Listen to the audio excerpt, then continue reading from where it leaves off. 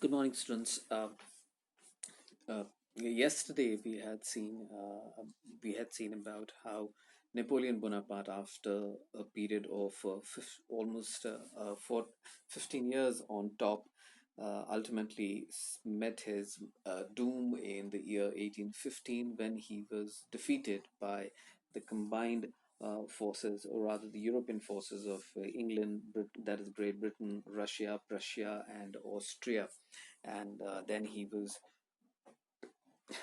was sent into exile to the island of St. Helena, where in 1815, where he ultimately died after 6 years in 1821.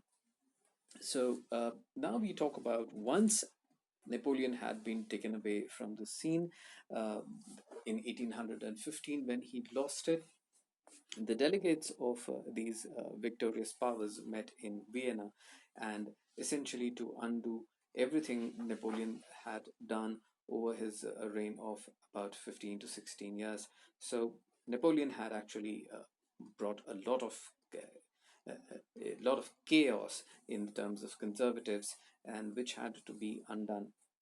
A lot of changes, revolutionary changes that he brought about, everything at the expense of the ruling families and the aristocracy of Europe, that needed to be undone in 1815. But you have to understand one very important fact, which is we are human beings. We are not some non-living objects like bench and chairs. We are human beings. So we get used to certain rights, certain privileges, and then after 15 or 16 years, if you want us to surrender all of that and forget about that we ever had those rights, that is not going to happen. People don't like it, people object to it, people resist it, and if it needs be, then there is a huge amount of outcry and the protests pour out on the streets. The same thing happened after 1815. It was very convenient for the rich families and the ruling families of Europe to sit inside and assemble inside one room, and then decide among themselves about the fate of Europe and the people who lived there. But as I said, people are much more difficult to manage. So after 15 years of a very, very chaotic silence, but this it was just like the silence before the storm. So revolutions started in different parts of Europe. At that point, after 15, 16 years, it became very difficult to continue with the status quo, and uh, protests started erupting every part. You have to understand that the French Revolution in 1789 was brought about was brought about by surely by the poor people of France, because the conditions were absolutely ripe for the revolution to happen, but it was intellectually powered by the middle class. And now the same middle class made life very difficult for the conservatives after 1815, because they started imposing things like censorship, they started curbing the rights of the people, and it was not going to be easy, because the middle class, the intelligentsia, the revolutionaries, they would not allow this to happen again. And they started forming different secret societies all across Europe, and then they started motivating their citizens. They started inspiring the citizens that they should rise in revolt against these ruling families and fight for their rights. So now, once Metternich, the Austrian chancellor, had remarked that when France sneezes, whole Europe catches cold. So just like in 1789, where the French people had been a great inspiration for the people of the rest of Europe, again it was after about 15 years, again the problem started in France, and it caught like wildfire in the other troubled spots of Europe, prominently Italy and Germany. Okay, so though the ruling families had been restored in different European capitals, now it was never going to be the same for them. uh, Now, well, but one thing I would like to touch on, and which is their very important thing, which is touched in this chapter, And interestingly, you have to understand, if you look at the world around you, that most of the conflicts, the current conflicts which you see in India, in different parts of the world over the last 5 6 years, it is because of the culture. Now, people, it essentially tells you that how important culture is for the people, because culture is not this. This is what this chapter, this part of the chapter at least talks about. That when the liberalism thing happened and everything was about let's make a change, because industrial revolution had happened, printing press had come, there was a huge amount of diffusion of ideas and philosophies and ideologies. Everyone wanted to see what the world was about. Everyone wanted to get global, but then there were a lot of people within Europe who understood to understood the significance of culture and the ancient cultures of different races and different people. They understood that yes, scientific innovation was important, ideology was important, philosophy was important, but it could never be at the expense of culture, because it was culture which is, even today you have to understand that it's the culture which binds people of a certain place. It is the culture which brings the people together. Otherwise, what is there to connect uh, someone someone from one part of the world to the other part of the world? It's the culture. If I am an Indian, it is because, I'm able to connect with someone in Dehradun, and I'm also at the same time able to connect with someone in Haryana or in Madhya Pradesh. It is because we share almost the same cultures. So we do not have to make much of an effort. We can just connect just like that.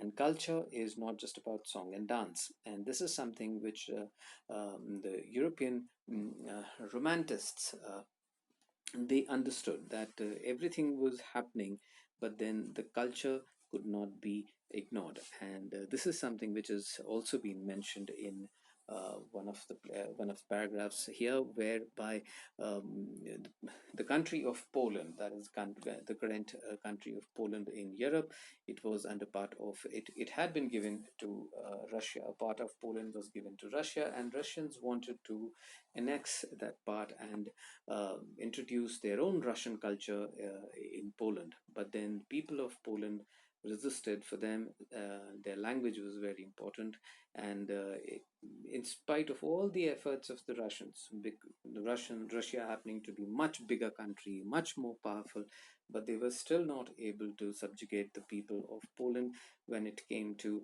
imposing their Russian language and Russian culture. But the people of Poland refused to buy it. Now, uh, to add to this point, which is not there in the chapter, but since you are a student of class 10, you should know. Now, in 1947, when the partition of India happened, East Pakistan and West Pakistan, uh, West Pakistan is definitely the Pakistan that we know today. But the eastern part of Pakistan, which is today's country of Bangladesh, Bangladesh always had a problem since 1947, because Bangladesh, the people in eastern Pakistan, that is Bangladesh, their language was Bengali. Their culture was very, very a Bengali culture. It was not at all an Urdu culture, which was there in uh, Western Pakistan, which is today's Pakistan.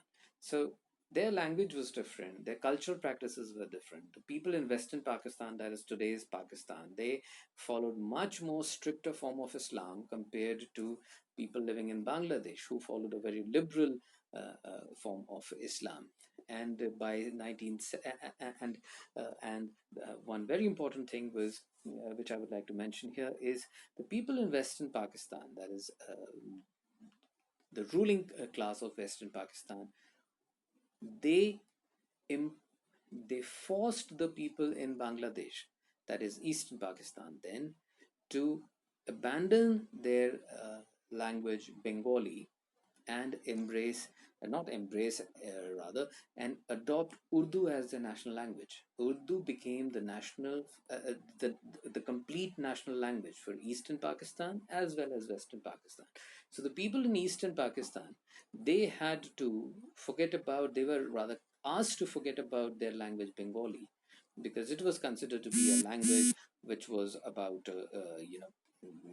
Yes, it was seen to be too closely aligned to India, and so they had to abandon and they had to leave Bengali. But then people in the eastern Pakistan really um, resisted that with all their whatever they could resist with, and it came to a head in 1971 when Eastern Pakistan became Bangladesh. They fought about it, and so you can understand that in spite of uh,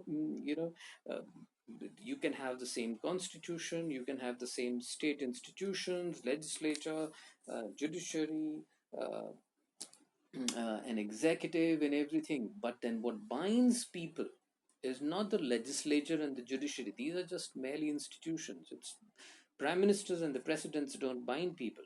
It's the culture which binds people. And this is something which was being felt more and more by the philosophers of Europe, by the by the middle class of Europe, by the governing class of Europe, and that is what uh, people understood, that in spite of, that's what we said, that's what I we said, that we would be studying about German, the other two prominent trouble spots of Europe, that is Germany and Italy. The same thing was being felt by the people who lived in these geographies, whereby though they were separated into different kingdoms, but everyone in those fragmented Italy, everyone in that fragmented Germany, all of them understood that their culture was same, their language was same, everything was same, except that they were divided by artificial boundaries. And this is what they were, because of essentially, because the ruling families, they were different ruling families, and they ensured that they lived separately because everyone wanted to uh, have the spoils of power, and everyone wanted to remain king or the emperor, and there were a lot of fragments. But the people understood that the language is different, the same, the culture is same, the race is same. So it is just these artificial lines and the internal politics that is keeping them separate. And so the attention was, and so some great revolutionaries in Germany, in Italy like Mazzini and Garibaldi and Bismarck in Germany, they came up, and their only motive was now the unification of their respective motherlands. That is, the unification of Italy and unification of Germany, something about which we would continue to study in our next videos. Thank you.